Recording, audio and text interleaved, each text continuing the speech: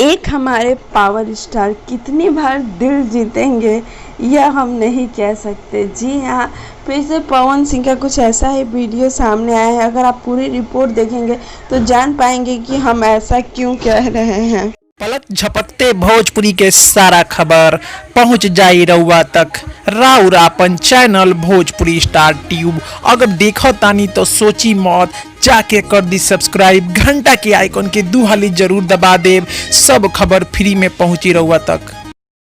नमस्कार, बता दें कि हमारे superstar power star Pawan Singh आए दिन कुछ ऐसा करते हैं कि दिल को छू जाती है बात। और फिर से कुछ ऐसा ही किया है उन्होंने। बता दें हम कि जब वह सुशांत सिंह राजपूत के घर से लौट रहे थे, आप देख सकते हैं सेम ही ड्रेस में है, तब उन्होंने एक मोबाइल के दुकान पे गए थे कुछ काम के लिए। तो वहाँ के कर्मचारी ने उनके साथ वीडियो लेना शुरू कर दिया।